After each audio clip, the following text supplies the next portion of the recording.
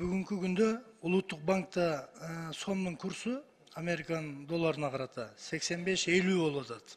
Сатып алуу. Сатуу 85-70. Ошол эле учурда азыр мен сурасам, рынокто 87-20 сатуу. 87-50 продажа, то есть сатып алуу. 2 сом айырма болуп атат. Улуттук банктын курсунанчы 2 сом болгондо эми күнүнө 100 миллиондогон сом оборот болот да. Буга кандай жооп бересиз? Эмне үчүн таблода мындай, самом деле доллар алайын деп ишкер барса, тигиндей курс менен сатып атышат.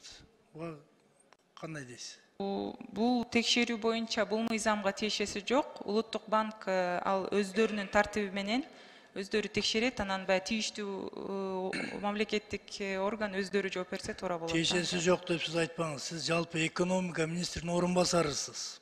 Мамлекетте экономиканын өсүшүнө, токтошуна жана башкасына сиздер жоопкерчиликтүүсүздөр.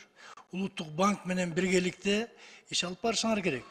Таблодо башка курсту жазып, элге башкача курста ито доллар алайын деп барса, доллар жок. Бул эмне, элдин көзүн боеп атканбы? Муну мен себебин деле айта алам.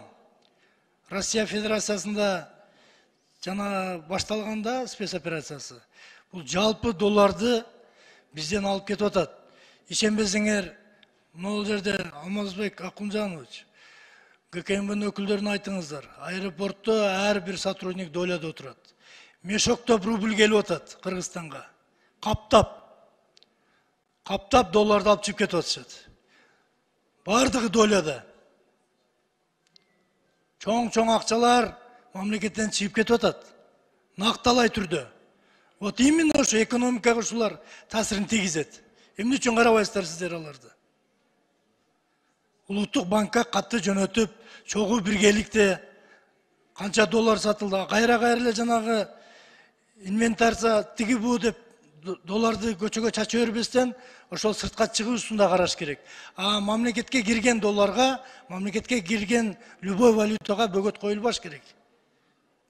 Чыкканга караш керек.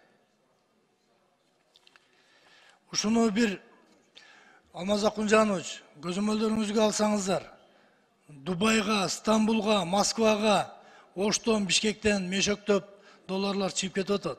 Ошон үчүн өзүбүздүн карапайым калк, байкуш, банкка барса 100 доллардан ашык доллар сатпай атат.